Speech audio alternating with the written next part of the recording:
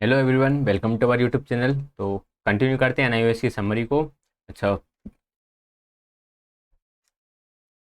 चलिए कोई नहीं, मुझे कुछ बोलना था लेकिन चलो बाद में बोलेंगे। अब स्टार्ट करते हैं पहले क्लास को। तो एनआईओएस की समरी को स्टार्ट करते हैं। आज हम थर्ड यूनिट डिस्कस करने वाले हैं। हमारा वही चलेगा सब्जेक्ट। अभी 502 यूनिट रहेगी थर्ड। शिक्षण और अधिगम विधियों के बारे में पढ़ेंगे। हम कुछ मेथड्स के बारे में पढ़ेंगे, कौन कौन सी मेथड्स हम यूज़ करते हैं टीचिंग लर्निंग प्रोसेस में। स्टार्ट करते फिर फटाफट बिना किसी देरी के। शिक्षण अधिगम के लिए जो आप विधियों को यूज़ कर रहे हो उनकी कुछ विशेषताएं होनी चाहिए, उनमें कुछ स्पेशलिटीज़ होने चाहिए। अब वो क्या होना चाहिए? विद्यार्थियों में रुचि उत्पन्न कर सकें वो, ताकि वे शिक्षण अधिगम प्रक्रिया में सक्रिय रूप से भागीदारी बन सकें। विद्यार्थियों की आवश्यकता और मानसिक योग्यताओं के अनुरूप हों। विद्यार्थियों के अनुभव पर अधिक बल देने वाली हों। ये पाठ्योपकरण सीखने के लिए कार्यक्षेत्र उपलब्ध कराने वाली हों। करके सीखने पर बल देने वाली हों। स्वतंत्र रूप से सोचने के लिए और ज्ञान का स्वयं सृजन करने के लिए प्रोत्साहित करने वाली हों। सृजनात्मक चिंतन का विकास करें। बच्चों में लाइफ स्किल को डेवलप करें। सभी विषय वस्तु के शिक्षण में केवल एक ही विधि का उपयोग करने के बजाय लचीला तरीका लचीला तरीका होना चाहिए। मतलब कि आप अलग अलग विधियों का यूज़ करो विभिन्न सत्रों के दौरान, और वे थोड़ी सी सस्ती, मतलब महंगी ना हो, जिनमें आपको बहुत ज़्यादा खर्चा करने की जरूरत हो। तो ये पॉइंट्स कुछ ऐसे हैं जो हमें डायरेक्ट मतलब पता ही होते हैं कि यार हम विधि का यूज़ करेंगे तो बच्चों के अनुभव पर आधारित हो, करके सीखने पर बल देने वाली हो, क्रिएटिविटी को बढ़े, है ना। तो ये जस्ट अंडरस्टूड ही है। तो यहाँ पर हम बात करते हैं कि शिक्षण अधिगम प्रक्रिया में अध्यापक और विद्यार्थी दोनों की भूमिका के आधार पर विधियां जो हैं वो दो मुख्य श्रेणियों में बांटी गई हैं। जो विधि हैं उनको दो तरह में विभाजित किया गया। एक तो अनुदेशात्मक विधि और दूसरी विद्यार्थी अनुकूलन विधि। अनुदेशात्मक विधि मतलब कुल मिला के सीधी भाषा में समझाऊं, जिसमें टीचर को मजा आता है वो अनुदेशात्मक विधि, जिन्हें बच्चों को मजा आता है वो विद्यार्थी अनुकूलन विधि। बच्चों को किसे मजा आएगा? बच्चों को भाई मजा आएगा खेल विधि में, यानी कि खेल खेलने में, प्रोजेक्ट मेथड में, समय से समाधान में, खोज करने में। टीचर को खड़े खड़े व्याख्या देने में, प्रदर्शन करने में, मानचित्र एक मैप टांग दिया उसको बता रहे हैं, इंडक्टिव डिडक्टिव में। ठीक है, तो ये तीन मेथड है जो अनुदेशात्मक विधि के अंदर आएंगी, और ये चार मेथड है जो विद्यार्थी अनुकूलन मेथड के अंदर आएंगी: खेल विधि, प्रोजेक्ट, समय से समाधान और अन्वेषण। ठीक है, अब अनुदेशात्मक विधियों की बात कर लेते हैं। Instructional method. अनुदेशात्मक विधि कौन सी है, इंस्ट्रक्शनल मेथड कौन सी है? तो शुरू करते हैं। सबसे पहले आएगी आपकी व्याख्यान विधि। व्याख्यान विधि को हम क्या बोलते हैं? Lecture method. ठीक है, लेक्चर मेथड में क्या होता है सभी जानते हैं क्या होता है। आधी नींद में सो जाते हैं और आधे सोने की तैयारी में होते हैं। तो व्याख्यान विधि की कुछ विशेषताएं होती हैं, हालांकि ये तो बस ऐसे ही था। तो इसकी विशेषताएं क्या हैं?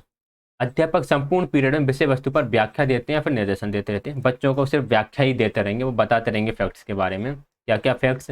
तथ्य, सूचनाएं, नियम, अवधारणा या सूचना के बारे में बताते रहेंगे। कभी कभी व्याख्यान के दौरान श्यामपट्ट का प्रयोग कर लेते हैं टीचर्स। विद्यार्थी निष्क्रिय श्रोता होते हैं, ये इंपॉर्टेंट पॉइंट है। व्याख्यान विधि के दौरान उनका क्रियाकलाप अधिक से अधिक नोट लिखने तक सीमित होता है। बच्चे क्या करते हैं? ज़्यादा से ज़्यादा सिर्फ नोट कर रहे होते हैं कॉपी में, जो अपन लोग करते थे एग्जाम टाइम पर, कुछ वैसा ही। एक पीरियड के भीतर अध्यापक हो सकता है ज़रूरत से अधिक सूचना विद्यार्थी को उपलब्ध कराए। ज़रूरत से ज़्यादा सूचना विद्यार्थी उपलब्ध करा देते हैं बच्चों को, फिर उसे आत्मसात नहीं कर पाते। कई बार ऐसा होता है कि वन डे में व्याख्यान विधि की मदद से वन चैप्टर पूरा कंप्लीट कर देते हैं, पूरा फिनिश। अगर हिंदी वगैरह का तो हिंदी इंग्लिश का तो हो भी जाता है, बट सोशल साइंस के जो चैप्टर्स होते हैं डिटेल डिटेल, उन चैप्टर्स को भी लेक्चर देके एक दिन में ख़त्म कर देते हैं। बच्चा उनको ले नहीं पाता। ठीक है, पाठ्य वस्तु को एक ही बार में प्रस्तुत कर दिया जाता है, विद्यार्थी सुनकर और याद करके सीखते हैं। तो इनके कुछ पॉजिटिव पॉइंट्स भी हैं, ऐसा नहीं है हम इसके नेगेटिव नेगेटिव पॉइंट्स हैं, पॉजिटिव पॉइंट्स भी हैं कि आपके जल्दी कंप्लीट हो जाएगा एंड बच्चों का सिलेबस जल्दी कंप्लीट हो जाएगा, तो उन्हें डिवीजन का टाइम मिलेगा, सूचनाएं डायरेक्ट बच्चों को मिल जाएंगी, बच्चों को परेशान नहीं होना पड़ेगा। तो ये इसके क्या बोलेंगे हम, पॉजिटिव पॉइंट्स हैं। ठीक है, उच्च कक्षाओं में विशेष विषय वस्तु के संक्षिप्तीकरण और पुनरावृत्ति में इस विधि का सफलतापूर्वक प्रयोग किया जा सकता है। देख रहे हो, उच्च कक्षाओं में इसका सफलतापूर्वक आप प्रयोग कर सकते हो, बट प्राथमिक कक्षाओं के विद्यार्थियों और अध्यापकों के लिए प्रासंगिक नहीं लगती। तो जो व्याख्यान विधि है वह उच्च कक्षाओं के लिए तो ठीक है, बट छोटी कक्षाओं के लिए इतनी ठीक नहीं है। फिर आते हैं हम प्रदर्शन विधि पर। Demonstration method. डिमॉन्स्ट्रेशन मेथड में क्या करते हैं, आपके सामने प्रदर्शन किया जाता है। इसका बताते हैं अभी हम। प्राथमिक स्तर की विज्ञान पाठ्य पुस्तक में कई सरल प्रयोगों को प्रदर्शित किया जाता है या फिर लिखा जाता है। इन प्रयोगों को कक्षा में लाया जाता है और साथ में व्याख्या भी की जाती है। तो व्याख्यान विधि में क्या होता है कि आपके सामने कोई भी एक चीज़ लेकर आएंगे, मान लो सोलर सिस्टम पढ़ाना है, तो सोलर सिस्टम का एक मॉडल लिया है या फिर उसका एक चार्ट लिया है जिसमें उसका डायग्राम वगैरह बना हुआ है, आप बच्चों को उसे दिखा रहे हो कि ये ऐसा ऐसा होता है। अब उसके बारे में आप एक्सप्लेन करोगे तो यहाँ पे व्याख्या भी होती है। जब यहाँ पे व्याख्या होती है तो इसे व्याख्यान से प्रदर्शन या प्रदर्शन से व्याख्यान विधि भी बोल देते हैं। तो प्रदर्शन से व्याख्यान कुछ अलग से नहीं है, प्रदर्शन विधि है, बस उसके साथ साथ आप क्या कर रहे हो, व्याख्या भी कर रहे हो। ठीक है।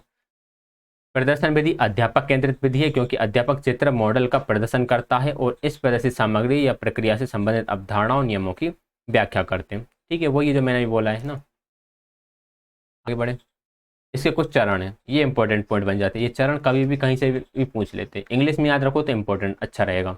सबसे पहले योजना बनाई जाएगी यानी प्लानिंग की जाएगी, फिर उसका इंट्रोडक्शन दिया जाएगा, फिर बच्चों के सामने प्रदर्शित किया जाएगा यानी कि डिमॉन्स्ट्रेशन होगा, फिर हो सकता है बीच बीच में ब्लैक बोर्ड का यूज़ किया जा सके, और लास्ट में कॉन्सेप्ट कंपाइलेशन हो जाएगा, अवधारणाओं का संग्रह कर लिया जाएगा कि क्या क्या अवधारणाएं हमने इससे सीखी, कौन कौन से कॉन्सेप्ट हमने इससे सीखे। जैसे अगर हम सोलर सिस्टम के बारे में बात करें तो पहले टीचर ने प्लान करा होगा कि यार मुझे सोलर सिस्टम को लेके जाना है, फिर वो लेके गया, फिर उसने इंट्रोडक्शन दिया कि ये चीज़ें इसमें होती हैं, प्रदर्शन करा उसका, फिर बोर्ड का प्रयोग करा जिसमें उसने उसके पार्ट्स के नेम वगैरह लिखे होंगे, उनके यूजेस लिखे होंगे, उनके फंक्शंस क्या हैं वो लिखे होंगे।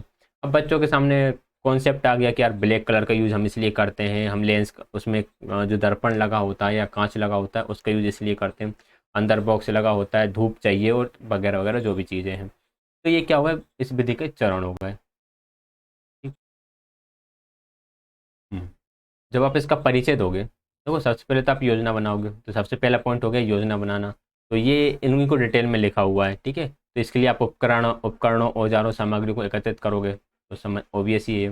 परिचय दोगे, परिचय देने से होता क्या है, बच्चों में रुचि उत्पन्न हो जाती है और वे प्रेरित हो जाते हैं और वे उसके महत्व को समझ लेते हैं। 3 इंपॉर्टेंट पॉइंट है। जब भी आप चैप्टर का इंट्रोडक्शन दोगे, एक बच्चों में इंटरेस्ट जनरेट करने के लिए, दूसरा उनको मोटिवेट करने के लिए, और तीसरा आप किसके लिए, उसकी इम्पोर्टेंस को बताने के लिए। जब भी हम चैप्टर का इंट्रोडक्शन देते हैं वो इन 3 कामों के लिए ज़्यादातर देते हैं। फिर क्या करेंगे, बच्चों प्रदर्शन रखेंगे, प्रदर्शन के दौरान हमारा काम रहेगा कि हम बच्चों की जिज्ञासा बनाए रखें, वे बच्चों अनुकरण करें, उनके जीवन से उसको जोड़ें। ठीक, श्यामपट्ट का प्रयोग करेंगे, श्यामपट्ट का प्रयोग क्या करेंगे, इस पर हम प्रदर्शन के उद्देश्यों को लिखेंगे कि आखिर इसकी इम्पोर्टेंस क्या है। ठीक है, और विद्यार्थियों से बोलेंगे भाई इंपॉर्टेंट पॉइंट्स उन्हें आप भी अपने उसमें लिख लो और चित्रित बना लो। आगे हम बात करें तो उपयुक्त निम्नलिखित बिंदुओं का अतिरिक्त हमें निम्नांकित पहलुओं पर भी ध्यान देना है। हमें कुछ और पॉइंट्स पर ध्यान देने की आवश्यकता होती है। क्या कि विद्यार्थियों को प्रदर्शन के प्रयोजन को बताएं, परंतु प्रदर्शन के निष्कर्ष या अनुमान के बारे में पहले ना बताएं। उसका निष्कर्ष क्या निकलेगा, हम मान लो कोई भी उनके सामने एक एक्टिविटी कर रहे हैं, इससे निकल कर क्या आने वाला है इसे मत बताओ पहले, और हो सके तो बच्चों से अंदाजा लगाने के लिए बोलो कि आखिर इसमें होने क्या वाला है, इसमें क्या बनने वाला है। ठीक है, प्रयोग के दौरान आवश्यक तैयारी करने में विद्यार्थियों की सहायता लें। बिल्कुल ठीक बात है। अब मान लो आप सोलर सिस्टम ही समझा रहे हो तो आप उसके लिए जगह अरेंज करना पड़ेगा, टेबल पर रखोगे, तो इसमें आप बच्चों को इन्वॉल्व करो तो अच्छा रहेगा। ये सुनिश्चित करें कि प्रदर्शन सरल हो, विद्यार्थियों के मानसिक स्तर का अनुरूप हो। बिल्कुल सही बात है, ईजी होना चाहिए कॉन्सेप्ट। रुचि बनाए रखने के लिए उनसे विचारणीय प्रश्न पूछें, रिफ्लेक्टिव क्वेश्चंस पूछें, ऐसे क्वेश्चन जिनको वो रिफ्लेक्ट कर सके अपने पूर्व अनुभव के आधार पर। रिफ्लेक्ट थिंकिंग क्या है, इसके बारे में मैंने बहुत डिस्कस कर रहा है ये प्रीवियस क्लासेस में। तो रिफ्लेक्टिव थिंकिंग उनकी बढ़े, ऐसे उनसे क्वेश्चन पूछे जाएं बच्चों से। ठीक, प्रदर्शन विधि की उपयोगिता। देखिए सबसे पहली बात तो ये विधि महंगी नहीं होनी चाहिए, ये समय बचाती है। समय बचाती है मतलब आप सोलर सिस्टम लेकर आए, आपने बच्चों को सामने रखा, आपने एक दिन में पूरा कॉन्सेप्ट ही क्लियर कर दिया उनके सामने, तो हम ये बोलते हैं यार टाइम तो हमारा बहुत सारा बच गया। अगर आप बच्चों के सामने मैप पढ़ा रहे हो, ठीक है, आप इंडिया का मैप ही पढ़ा रहे हो, अब आप बोर्ड पर बनाओगे, एक एक चीज़ बताओगे तो कितने टाइम लगेगा। आप पूरा का पूरा मैप लेकर आए या फिर ग्लोब लेकर आए, ग्लोब से तो नहीं होगा, मैप लेकर आए पूरा, उसको आपने बोर्ड पर टांगा और वहाँ पर आपने सारी चीज़ें उन्हें क्लियर कर दी, और साथ से के साथ बच्चों से बोला कि आप नोट भी करते जाओ। इससे समय भी बचा और एक से सस्ती सामग्री भी है। ठीक है? विद्यार्थियों की संख्याओं का निवारण आपको उसी समय करना है बच्चों का। यदि बच्चे के माइंड में कोई भी डाउट आता है तो आपको वो डाउट उसी समय क्लियर कर देना चाहिए। आते हैं भाई, इसमें क्या क्या अवसर प्राप्त होते हैं बच्चों को, कौन कौन से अवसर प्राप्त होंगे। बच्चे को ऑब्जर्व करने का अवसर प्राप्त होगा, अवलोकन करने का, वो देख के सीखेगा चीज़ों को। वह अपने नोट बनाने के लिए उसको टाइम मिलेगा वहाँ पर। क्वेश्चनिंग, प्रश्न पूछने का अवसर प्राप्त होगा उस टॉपिक से रिलेटेड। आरेख बनाने में उसको जो भी सामने प्रेजेंट है, जो भी मॉडल है, उसको डायग्राम बनाने का मौका मिलेगा। एंड इन्वॉल्विंग इन एक्सपेरिमेंट्स, प्रयोग में भागीदारी का मौका भी मिलेगा, जैसे टीचर कुछ बच्चों को उसमें इन्वॉल्व भी कर सकता है। तो ऑब्जर्वेशन, नोट बनाना, questioning, drawing and involving in experiment, इन सब का मौका मिलेगा बच्चे को जब आप इस तरह की प्रदर्शन विधि का आप यूज़ करोगे तो। ठीक, अब आता है आगमनात्मक और निगमनात्मक विधि। देखिए आगमनात्मक निगमनात्मक विधि जो है इंडक्टिव एंड डिडक्टिव मेथड, आपने बहुत बार पढ़ा होगा ना, तो बस मैं इसको शॉर्ट में ज़रा फटाफट बता देता हूँ। इंडक्टिव मेथड, इतना तो हमें पता होता है, जो इंडक्टिव मेथड है वो होता है एग्जाम्पल्स टू रूल, यानी कि उदाहरण से नियम की तरफ। जो एग्जाम्पल होते हैं व्यक्ति के, वो हर एक व्यक्ति अपने आप में विशिष्ट है, तो एग्जाम्पल होते हैं स्पेशल, ये जाता है आपका स्पेसिफिक टू जनरल, जिसे हम बोलते हैं विशिष्ट से सामान्य की ओर। ठीक है, अच्छा, जो अगर आप एग्जाम्पल ले रहे हो तो बच्चों को एग्जाम्पल तो पता ही होते हैं, तो एग्जाम्पल पता होते हैं मतलब ये जाती है कहाँ से, नॉन टू अननोन। क्योंकि एग्जाम्पल तो जनरली बच्चों को मालूम ही है ना, अगर बच्चे से बोले कि यार गोल चीज़ों के एग्जाम्पल बताओ तो वो बता देगा, चौकोर चीज़ों के एग्जाम्पल बताओ वो बता देगा, खाने की चीज़ें क्या क्या उनके एग्जाम्पल बताओ तो वो बता देगा। ठीक, तो ये एग्जाम्पल्स टू रूल जाती है, स्पेसिफिक टू जनरल जाती है, एंड नॉन टू अननोन जाती है। ठीक, अच्छा, अगर हम डिडक्टिव की मेथड की बात करें, डिडक्टिव मेथड, डिडक्टिव मेथड को क्या बोला जाता है, निगमनात्मक विधि बोला जाता है। ये जस्ट अपोजिट होगी इसकी, यानी कि ये आपकी जाएगी रूल से एग्जाम्पल की ओर। ठीक, रूल से जो होते हैं वो जनरल होते हैं, हर जगह यूज़ किए जा सकते हैं, वैसे फिर बोलते हैं ये होती है आपकी जनरल टू स्पेसिफिक। एंड जो रूल्स होते हैं वो हमें पहले पता नहीं होते, बाद में फिर पता चलते हैं, तो हम ये बोल सकते हैं ये होती है अननोन टू नोन। ठीक है, तो इंडक्टिव की जस्ट अपोजिट डिडक्टिव मेथड है। यहाँ पे मैंने कुछ चीज़ें हाईलाइटेड कर रखी हैं, इन्हें आप कर सकते हो। एक सूत्र या सामान्यीकरण निष्कर्ष पर एक विस्पष्ट प्रक्रिया के माध्यम से, जिसमें कोई स्थूल केस के समान तत्वों शर्तों को पहचान करके पहुंचते हैं।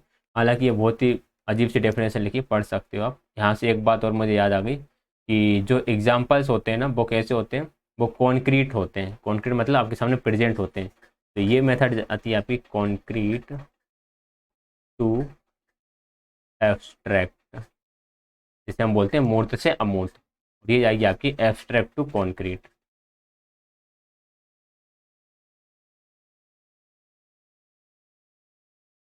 ठीक है, तो ये आगमनात्मक निगमनात्मक विधि हो गई। हालांकि कुछ हाईलाइटेड पॉइंट करें इन्हें आप देख सकते हैं। एक बात को ध्यान रखना, मोस्ट इंपॉर्टेंट पॉइंट है यहाँ पर, एक प्रभावकारी अधिगम के लिए दोनों विधियों का इस्तेमाल करना चाहिए, क्योंकि एक के बिना दूसरा अपूर्ण है। क्यों अपूर्ण है, कि आगमन के माध्यम से आप अपने विद्यार्थियों के संबंधों को, नई अवधारणाओं को अन्वेषण करने में सहायता करते हैं, और निगमन के माध्यम से आप उनकी सहायता में खोजे गए संबंधी अवधारणाओं की सत्यता की जांच करने में मदद करते हैं।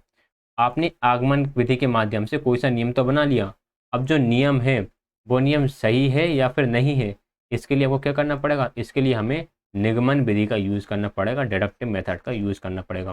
तो दोनों विधियां एक दूसरे के बिना नहीं चल सकती, दोनों ही का ही समावेशन जरूरी है। बच्चों को दोनों ही मेथड का यूज़ करके आपको पढ़ाना है क्लास में। ठीक, कोई भी विधि अच्छी बुरी नहीं होती, हर विधि की अपनी विशेषताएं हैं, ध्यान रखिएगा। आप उस चक्कर में मत फंस जाना, जैसे हम सीटेट में ज़्यादातर सोचते हैं कि यार बच्चों को किस मेथड से पढ़ाना जाना चाहिए, निगमनात्मक विधि तो आपका नेगेटिव सेंस है, इससे नहीं पढ़ाना चाहिए। बट ये आपका सीटेट एग्जाम, सॉरी ये आपका DSSB एग्जाम है, यहाँ पर आपको क्वेश्चन के अकॉर्डिंग आंसर टिक करना पड़ेगा। अगर किसी ने प्रीवियस ईयर क्वेश्चन पेपर देखे हो तो उसमें हमने एक शायद कोई क्वेश्चन था, उसके लिए बेस्ट मेथड हमने लेक्चर मेथड माना था, 2017 का था या 2018 का था, वैसा कुछ एक पेपर था। तो हमें यहाँ पर हर मेथड के मेरिट्स एंड डीमेरिट्स दोनों ही पता होना चाहिए। ठीक, अब आते हैं प्लेवे मेथड, यानी कि खेलकूद विधि की तरफ। खेलकूद विधि बच्चों में शारीरिक, संज्ञानात्मक, भावनात्मक, सामाजिक सभी का विकास करती है, यानी कि संपूर्ण विकास करती है बच्चों में। कार्य और खेल दो चीज़ें हैं, एक होता है आपका कार्य जिसे हम बोल सकते हैं वर्क, और एक होता है खेल। दोनों में क्या अंतर है, देखिए जो कार्य है ये इसे कठिन समझा जाता है, और जो वर्क है वो आनंददायक है। कार्य दूसरों द्वारा थोपा जाता है कि यार ये काम कर लो वो काम कर लो। खेल बच्चे खुद उसे स्वीकार करते हैं उनके इंटरेस्ट के हिसाब से। इसमें शारीरिक शारीरिक कार्य थकावट उत्पन्न करता है। किसी ने कोई कार्य सौंपा, अब आप वो कार्य कर रहे हो तो आपको लगेगा कितना थक गया हूँ मैं। ठीक है, लेकिन आप उतने ही टाइम तक खेल खेलोगे, खेल में भले ही आपके ज़्यादा हाथ पैर चल रहे हो, लेकिन जो आपको आनंद में यहाँ पर आपको थकावट महसूस नहीं होगी, यहाँ पर आपको मज़ा आएगा वो काम करने में। कार्य में अधिक ध्यान केंद्रित करने से थकावट होती है। यहाँ पर ध्यान मग्न तो होता है परंतु आपको थकावट नहीं होती। जैसे क्रिकेट खेलते हो, क्रिकेट में भी एक ध्यान की ज़रूरत होती है ना, उन्हें पूरा फील्डिंग को जमाना है एंड आपको जीतने के लिए किस किस स्ट्रेटजीज का यूज़ करना है। अपने क्रिकेट की बात करूँ, क्रिकेटर वालों की नहीं कर रहा। तो वहाँ पर आप भी पूरे इन्वॉल्व होकर सोच रहे होते हो, लेकिन वहाँ पर आपको थकावट नहीं होती। लेकिन काम करने के लिए जब आप ध्यान लगाते हो तो आपको थकावट होती है। कार्य नियंत्रित होता है, इस पर जो कार्य देता है उसका दबाव होता है, और खेल में स्वतंत्र होता है, जनरल होता है। ठीक है, खेल हो जाओ इस तरह का। खेल के तत्व क्या हैं, घटक क्या हैं, ये अच्छा है। यहाँ से क्वेश्चन बन सकता है कि खेल के तत्व क्या हैं या खेल के क्या क्या एलिमेंट्स हैं। स्वतः क्रिया, इसमें बच्चा स्वतः क्रिया करता है, किसी तरह का दबाव नहीं होता। चुनौतीपूर्ण होते हैं, रुचिपूर्ण होते हैं, बच्चे का खुद इंटरेस्ट होता है। अंतः प्रेरणा होती है, इसमें बच्चे आंतरिक रूप से प्रेरित होते हैं खेल के लिए, कोई बाहरी रूप से नहीं खेलना पड़ता। स्वयं निर्धारित अनुशासन होता है, बच्चों का खुद के हिसाब से एक अनुशासन निर्धारित होता है। मतलब कि जब क्रिकेट खेलते टाइम बोलना नहीं होता कि यार तुम वहाँ फील्डिंग पे खड़े रहो, बच्चा खुद बॉल के पीछे भागता है, या फिर जो बॉलर है उससे बोलना नहीं पड़ता कि तुम अच्छी बॉलिंग करो, वो खुद अच्छी बॉलिंग करेगा। यानी सब अच्छे से नियमों का पालन करेंगे ताकि वो जीत सकें। सहकारी होता है, सहयोगात्मक होता है, बिल्कुल सही बात है, पूरी टीम मिलकर खेलती है। वहहीन कार्य होता है, किसी तरह का डर नहीं होता। अनौपचारिक वातावरण होता है, कोई फॉर्मल लैंग्वेज का यूज़ नहीं होता यहाँ पर, फॉर्मल नियम कानून भी नहीं होते इतने ज़्यादा। क्रिया में पूर्ण स्वतंत्रता, काम करने में पूरी स्वतंत्रता होती है, यहाँ पर किसी तरह का दबाव नहीं होता है।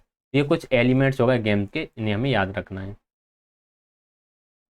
जीवन कौशल जैसे समय से समाधान हो गया, नेतृत्व की क्षमता हो गया, तर्कपूर्ण ढंग से सोचना हो गया, तो अभिव्यक्ति हो गई, संप्रेषण कौशल हो गया, सहकारी अधिगम, समूह में रहना, इन सब का विकास होता है किसके माध्यम से, खेल के माध्यम से। ये इंपॉर्टेंट पॉइंट है। ठीक, हम ये कह सकते हैं कि खेल से हमारा पूरा ही डेवलपमेंट होता है, हमारी पूरी पर्सनालिटी ही डेवलप होती है। इससे विद्यार्थी अध्यापक और विद्यार्थी विद्यार्थी संबंध सुदृढ़ होते हैं। खेल विधि के कुछ सिद्धांत हैं। पहला है अंतर शक्तियों का अभिव्यक्तिकरण सिद्धांत। बच्चे के अंदर जो छुपी हुई पोटेंशियल है ना, जो छुपी हुई क्षमता है, वो बाहर निकल कर आती है। अंतर्निहित शक्तियों की पहचान होती है, उसे पोषित कर सकते हैं और उन्हें अभिव्यक्त करने का मौका मिलता है। प्रिंसिपल ऑफ नेचुरल इंस्टिंक्ट्स, नैसर्गिक स्वभाव का सिद्धांत। क्योंकि खेल बच्चे का नैसर्गिक स्वभाव है, बच्चा खेल तो खेलता ही है, ठीक है, प्राकृतिक ही है ये।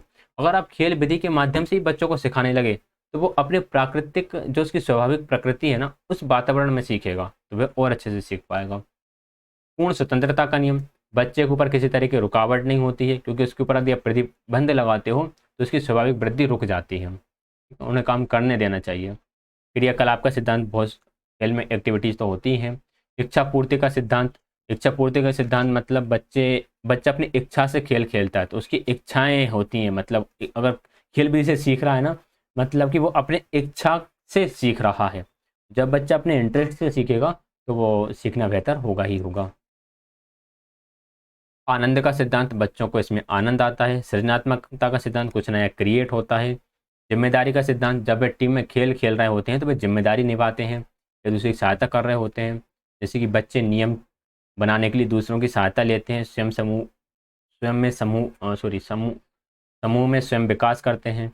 खेल के नियमों का पालन करने की जिम्मेदारी लेते हैं, तो जिम्मेदारी का विकास बच्चों के अंदर होता है। ठीक है, प्रत्यक्ष निर्देशन, डायरेक्ट निर्देशन से वे जिम्मेदार नहीं बनते। डायरेक्ट निर्देशन से तो बस आज्ञा पालन नहीं कर पाते हैं, वो भी जब तक टीचर सामने, इसके बाद तो सब भूल भाल जाते हैं।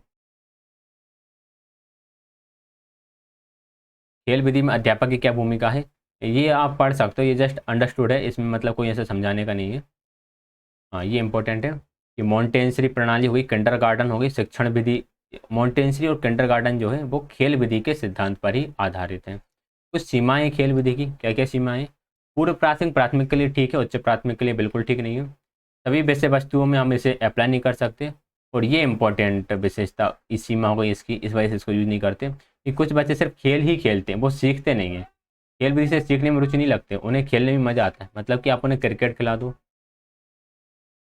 वो खेलेंगे, उन्हें आप फुटबॉल खिला दो वो खेलेंगे, लेकिन आप उन्हें कोई मैथ्स का गेम खिला दो, मैथ्स का कोई पजल खिला दो, आप उन्हें साइंस के क्विज खिलाओ, तो इनमें उन्हें मज़ा नहीं आएगा कि ना यार ये क्या बोरिंग से गेम है, ये होते हैं गेम इस तरह से। तो ये कुछ इसकी सीमाएं हो जाती हैं। फिर आता है हमारा प्रोजेक्ट विधि।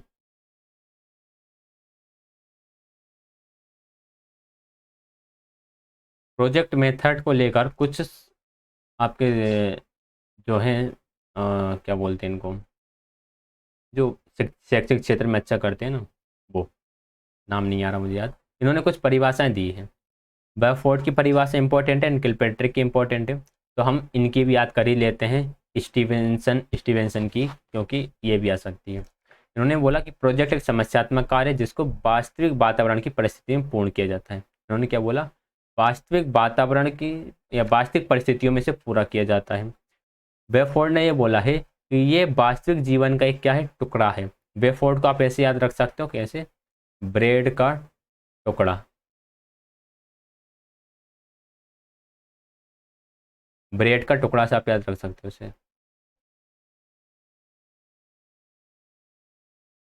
ब्रेड का टुकड़ा यानी बफर ने क्या बोला है कि प्रोजेक्ट वास्तविक जीवन का एक टुकड़ा है। विलियम हेड किलपैट्रिक, प्रोजेक्ट एक उद्देश्यपरक क्रियाकलाप है जिसे एक सामाजिक वातावरण से संपूर्ण हृदय से पूरा किया जाता है, पूरे दिल से आप इसे पूरा करते हो। ठीक। अब इन सब की डेफिनेशन को देखकर एक नई डेफिनेशन बनी कि एक प्रोजेक्ट एक शैक्षणिक विधि है जहाँ विद्यार्थी व्यक्तिगत रूप से या छोटे समूह में वास्तविक जीवन की समस्याओं का विकास और विश्लेषण करते हैं। कुल मिलाकर बात ये निकल कर आई कि जो प्रोजेक्ट मेथड होती है जिसमें बच्चे के सामने प्रॉब्लम रखी जाती है वो उसकी डेली लाइफ से रिलेटेड होती है। ठीक है। और उन्हीं का फिर वो उनका विश्लेषण करता है और उनको सोल्व करता है। तो प्रोजेक्ट मेथड में जब भी असाइनमेंट दिया जाएगा वो कौन कहाँ से रिलेटेड होगा, वो बच्चे की डे टू डे लाइफ से रिलेटेड होगा। ठीक। हम कि कुछ परिभाषाओं से क्या क्या निष्कर्ष निकाल सकते हैं कि प्रोजेक्ट एक क्रियाकलाप है, इसका कुछ पर्पस होता है और ये सामाजिक और वास्तविक परिस्थितियों में किया जाता है। कुछ अन्य विशेषताएं, समस्यात्मक, सबसे पहले बच्चों के सामने एक समस्या प्राप्त करते हैं और उसके सामने जागरूक होना प्रोजेक्ट निर्माण को प्रारंभ करता है। बच्चे समस्या के बारे में जागरूक होना शुरू हो गया, मतलब कि वो प्रोजेक्ट बनाने का काम उसने शुरू कर दिया। प्रोजेक्ट का एक उद्देश्य होता है, यहाँ पर एक्टिविटी होती है। एंड वास्तविकता मतलब कि प्रोजेक्ट जो होता है वो वास्तविक जीवन से जुड़ा हुआ होता है। इसमें स्वतंत्रता होता है, स्वतंत्रता होती है, बच्चा स्वतंत्र रूप से क्रियाकलाप कर रहा होता है। इसकी उपयोगिता, अर्जित ज्ञान विद्यार्थियों के वर्तमान जीवन की आवश्यकताओं को पूरा करने वाला होता है। प्रोजेक्ट से बच्चे के अंदर जो ज्ञान आएगा वो उसकी डेली लाइफ की जो नीड्स है उनको पूरा करने के लिए हेल्प करेगा। समग्रता मतलब कि हर एक चीज़ को कवर करते हुए चलेगा, ऐसा नहीं किसी एक चीज़ को लेकर चलेगा, वो अपने उसकी लाइफ से रिलेटेड जितने भी एस्पेक्ट्स हैं ना उन सभी एस्पेक्ट्स को लेकर चलेगा, तो इसे हम समग्रता बोलेंगे। प्रजातांत्रिक मूल्य मतलब कि बच्चे एक दूसरे की सहायता कर रहे होंगे, यहाँ पर समूह में कार्य कर रहे होंगे, विचारों को आपस में बांट रहे होंगे। एक तरह से लोकतांत्रिक या प्रजातांत्रिक मूल्य यहाँ से डेवलप होगा। किलपैट्रिक किलपैट्रिक के अनुसार प्रजातंत्र में ये सबसे उत्तम विधि है। कौन सी विधि? प्रोजेक्ट प्रोजेक्ट विधि। ठीक है। प्रजातंत्र में सबसे इंपॉर्टेंट मेथड है प्रोजेक्ट मेथड। अब प्रोजेक्ट मेथड के भी आ जाते हैं भाई कुछ चरण, कुछ स्टेजेस। सबसे पहले आप क्या कराओगे, उन्हें सिचुएशन प्रोवाइड कराओगे। इसके बाद बच्चे प्रॉब्लम सेलेक्ट करेंगे, फिर प्लान करेंगे प्रोजेक्ट के लिए, फिर उसको एग्जीक्यूट करेंगे, फिर उसको इवेल्युएट करेंगे कि यार प्रोजेक्ट बना वो सही बना या फिर नहीं बना है। ये 5 स्टेप्स हैं, इन्हें आप एज इट इज़ याद कर लेना इसी सीक्वेंस में। सिंपल है, मतलब इनमें आप क्या बोलोगे, इवेल्युएट से पहले एग्जीक्यूट कर दोगे क्या? नहीं करोगे। प्लान से पहले प्रॉब्लम सेलेक्ट कर लोगे क्या? नहीं करोगे। सिचुएशन सबसे लास्ट में प्रोवाइड करोगे क्या? नहीं करोगे। तो ये सीक्वेंस ऐसे है कि अगर हम थोड़ा सा अंडरस्टैंडिंग लगाना तो ये वैसे ही याद हो जाती है, हमें याद करने की जरूरत ही नहीं होती है। प्रोजेक्ट विधि के लाभ, क्या क्या लाभ है? इससे सक्रिय अधिगम मिलता है, ज्ञान समझ के कौशल बढ़ते हैं, समग्र व्यक्तित्व का विकास होता है, एंड अर्थपूर्ण अधिगम मिलेगा, बच्चों में आत्मविश्वास को बढ़ाएगा, उनमें जिम्मेदारी की भावना का विकास होगा। बच्चों को आप क्या करोगे, भविष्य के लिए तैयार करोगे। सहयोग, समूह में कार्य करना, समूह बंधन, त्याग की भावना आती है, रुचि और प्रेरणा की भावना आती है। त्याग की भावना मतलब कि आपको कुछ चाहिए, तो एक बच्चे के पास मान लो वो मटेरियल है तो उसने बोला कि ये आप ले लो, तो बच्चे ने क्या करा, अपनी चीज़ दे दी प्रोजेक्ट को कंप्लीट करने के लिए। तो ये भावनाएं जनरेट होती हैं।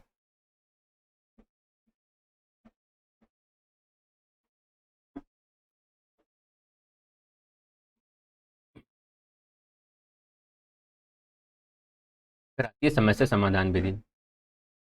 समस्या समाधान विधि के बारे में हम बात करेंगे। समस्या समाधान का अर्थ है अधिगम उद्देश्य को प्राप्त करने के लिए सबसे उपयुक्त तरीका ढूंढना। ठीक है, जैसे कि आपके सामने प्रॉब्लम है DSSB की, हमें पेडागोजी कंप्लीट करना है। TDP एंड पेडागोजी किसके लेवल की? DSSB कंप्लीट करना है। अगर कोई एग्जाम हो, यूपी टेट हो, सी टेट हो, रीट हो, कोई सा भी स्टेट टेट हो, तो ईजी होता है, सिलेबस डिफाइन होता है, कर लेते हैं। DSSB में डायरेक्ट लिखाता है पेडागोजी आएगी। अब पेडागोजी में क्या क्या आएगा हम नहीं जानते, पेडागोजी आएगी कुल मिलाकर, बस ये है। और अब उसमें कुछ भी हो सकता है, बहुत सारी चीज़ें, साइकोलॉजी भी इन्वॉल्व कर देते हैं, चाइल्ड डेवलपमेंट भी होता है, टीचिंग मेथडोलॉजी भी होता है, और भी चीज़ें बहुत सारी होती हैं, सब्जेक्ट पेडागोजी भी होता है। अब इसे कहाँ से करें, तो ये क्या है, समस्या है। ठीक, अब आपके पास उद्देश्य है कि आपको पेडागोजी कंप्लीट करना है। अब इसको कंप्लीट करने के लिए आप एक तरीका ढूंढोगे। अब जो तरीका आप ढूंढ रहे हो कि यार मैं कहाँ कहाँ से कंप्लीट कर सकता हूँ, जैसे कि एक तरीका हो गया हमारा ही वाला कि हम NIOS की समरी के थ्रू लगभग 80% सिलेबस कंप्लीट कर लेंगे। तो ये हमने जो तरीका ढूंढा, मतलब हमने समस्या का समाधान कर लिया। ठीक, हमारा जो उद्देश्य था पेडागोजी कंप्लीट करना, उस समस्या का समाधान हमने ढूंढ लिया कि हम NIOS की बुक्स को कवर कर लेंगे। ठीक, इसके अलावा हम CD भी पढ़ लेंगे, हो गया काम। बच्चे भी अपने दैनिक जीवन में कई समस्याओं का समाधान उसी तरीके से सीखते हैं। ये तो जस्ट समझने का है, पढ़ने का था बस। ये ये इंपॉर्टेंट क्वेश्चन है, यहाँ से क्वेश्चन आया है DSSB 2019 11 नवंबर, आई थिंक, जहाँ तक मुझे याद है शिफ्ट 3, थर्ड शिफ्ट में क्वेश्चन आया था यहाँ से। Ideal model of Bransford, Bransford and Stein ने 1984 में एक आइडल मॉडल दिया, किसका? समस्या समाधान का। Ideal model. ठीक, आइडल मॉडल के अकॉर्डिंग अगर हम देखें तो I4 है identify the problem, D4 define the problem, E से एक्सप्लोर द सिचुएशन, A से act on the strategies, and L से लुक बैक एंड इवेल्युएट। तो आपको इंग्लिश में याद करना, अच्छा रहेगा। I से प्रॉब्लम को आइडेंटिफाई कर रहे हो, D से प्रॉब्लम को फिर डिफाइन करना है, E से सिचुएशन को एक्सप्लोर करना है आपको, फिर एक्ट करना है जो आपने स्ट्रेटेजीज बनाई उस पर, फिर आपको पीछे जाकर देखना है। लुक बैक मतलब कि दोबारा से देखना है कि जो सॉल्यूशन है वो सही हुआ है नहीं, उसका मूल्यांकन करना है।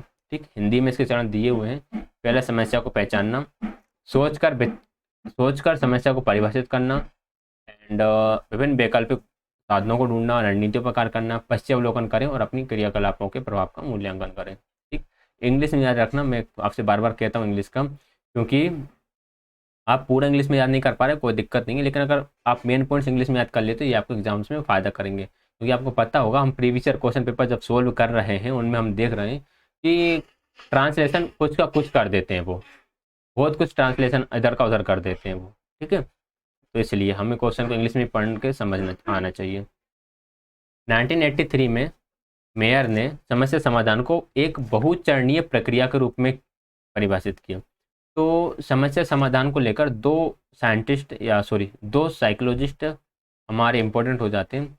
एक तो ब्रेन्सफोर्ड ने आइडल मॉडल दिया है, और एक हमारे मेयर जिन्होंने बहुचरणीय प्रक्रिया बताई है, यानी कि जिन्हें हम बोल सकते हैं मल्टी लेवल प्रोसेस बताई है। ठीक, यहाँ पर समाधानकर्ता अपने पूर्व के अनुभवों और वर्तमान समस्या के बीच संबंध को ढूंढना आवश्यक है, समाधानकर्ता को। ठीक है, फिर उसके बाद समाधान प्राप्त करने का प्रयास करना चाहिए। पहले क्या करें, अपने पहले के अनुभव और वर्तमान समस्या में क्या रिलेशन है। पहले उसने कुछ और सोचा हो उस समस्या को लेकर, अब वो किस तरह की समस्या है, मतलब कि इन दोनों के बीच में एक लिंक करना है उसे। कि मान लो कोई भी प्रॉब्लम हो सकती है, कहीं पे घर में कोई समस्या आ गई, तो आप पहले सोच सकते हो कि इससे रिलेटेड पहले एक प्रॉब्लम आई थी, तब हमने इसे कैसे डील करा था, हमें वैसे ही अब करना है। ठीक है, जैसे ये एक चार्ट यहाँ पर इंपॉर्टेंट हो जाते हैं कि पहले समस्या का प्रस्तुतिकरण हुआ, फिर आपने समाधान ढूंढा, फिर समाधान का क्रियान्वयन करा, समाधान को आपने एग्जीक्यूट करा सॉल्यूशन को, तो या तो आप सफल हो गए या फिर आप असफल हो गए। अगर आप सफल हो गए तो काम खत्म, लेकिन यदि आप असफल हो जाते हो तो जो आपने समाधान ढूंढा वहाँ पर हम वापस जाकर देखते हैं कि क्या कमी रह गई, जिस तरह की समस्या थी वहाँ पर फिर वापस जाकर, यहाँ से काम नहीं चलता तो वापस हम समस्या पर ही जाकर देखते हैं कि क्या चीज़ें रह गई कमी। ठीक, और अगर हम सफल हो जाते हैं सफल होने के बाद जो समाधान है वो हमें क्या हो जाता है, वो हमें याद हो जाता है। अब समाधान हमें याद हो गया, तो अब जब कभी उस तरह की प्रॉब्लम आएगी तो हम डायरेक्ट क्या करेंगे, डायरेक्ट हम उसको एग्जीक्यूट कर देंगे। अब हम समाधान ढूंढने की तरफ नहीं जाएंगे, क्योंकि समाधान तो हमें याद हो गया है, सॉल्यूशन तो हमें पता चल गया। ठीक, तो ये समस्या समाधान प्रक्रिया का एक छोटा सा मॉडल है।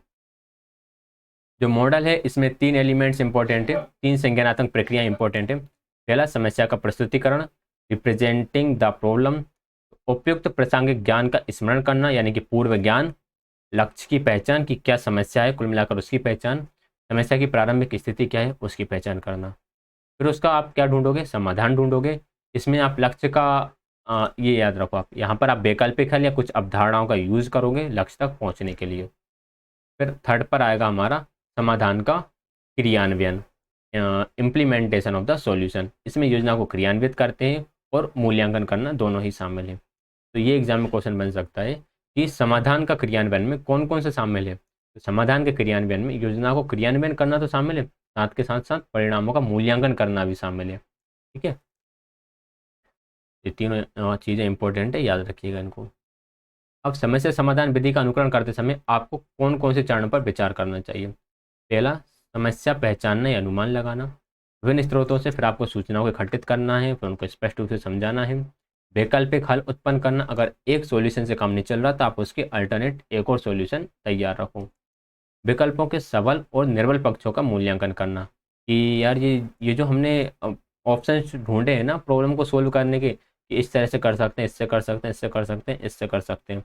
अब इन चारों में से कौन कौन से फैक्टर्स हैं जो अच्छे हैं और कौन से फैक्टर्स हैं जिनका यूज़ करने का कोई फ़ायदा नहीं है, जो इतने इफेक्टिव नहीं होंगे, तो इस चीज़ का पता करना। ऐसे विकल्प का चुनाव करना जो प्रसंग, लक्ष्य और उपलब्ध संसाधनों से अधिक उपयुक्त हो, जो भी बताया वही है। प्रभावकारी मूल्यांकन के लिए कुछ मापदंड तय करोगे कि हम इनका मूल्यांकन किस मापदंड पर करेंगे, कि हम कब बोलेंगे कि यार ये जो सॉल्यूशन है वो सही सॉल्यूशन है। समस्या समाधान विधि से होता क्या क्या है। समस्या समाधान विधि में चिंतात्मक सोच, तार्किक सोच, विशेष योग्यताएं, कौशल और दृष्टिकोण के उपलब्धि के परिणाम शामिल हैं। विश्लेषण करने से एक निश्चित प्रक्रिया, आगमनात्मक रूप से इसका हल ढूंढना और निगमनात्मक उपागम के द्वारा सामान्यीकरण में पूर्णता की जांच करना शामिल है। तो ये जस्ट आप पढ़ लीजिएगा, कुछ खास इंपॉर्टेंट ये है नहीं है। फिर आती है अन्वेषण विधि, जिसे हम बोलते हैं ह्यूरिस्टिक मेथड। एक मिनट रुकिएगा जरा। 13%। अन्वेषण विधि, ह्यूरिस्टिक मेथड। ह्यूरिस्टिक मेथड क्या होता है, ह्यूरिस्टिक शब्द ग्रीस भाषा का जिसका मतलब होता है पता लगाना, तो इसे खोजबीन विधि भी बोलते हैं। ह्यूरिस्टिक मेथड कौन लेकर आया था, आर्मस्ट्रॉन्ग लेकर आए थे। ठीक है, हेनरी एडवर्ड आर्मस्ट्रॉन्ग, इन्होंने इसकी एक डेफिनेशन दी है कि विधि शिक्षण की एक विधि है जिसमें जितना संभव हो सके बच्चों को खोजकर्ता के मनोवृत्ति के स्तर पर लाना है, कि हमें ऐसा काम करवाना है कि बच्चे का जो माइंड, जो मेंटल लेवल है वो खोजकर्ता के लेवल तक पहुंच जाए, कि वह खोज करने को प्रायोरिटी देने लगे, वो खोज करना सीख सके। ठीक है, उसे हम खोजकर्ता बना सके, उसे हम आविष्कारक के स्थान पर ले जा सके। इसके भी कुछ चरण होते हैं, ईजी है इसके चरण, तो बस ये एंड ही होने वाला, फटाफट कंप्लीट करते हैं इसको। सबसे पहले आएगा आइडेंटिफिकेशन ऑफ अ प्रॉब्लम, फिर observation, problem solving and evaluating. ये 4 स्टेप है। इसके बाद क्या है, अच्छा ये विशेषताएं ये आप पढ़ लीजिए, बिकॉज ये पीछे भी शट डाउन। इसके बाद सारांश है। तो क्लास ज्वाइन करने के लिए आप सभी का बहुत बहुत धन्यवाद। किस लिए मैं जल्दी कर रहा हूँ आपको पता ही होगा। Thank you everyone.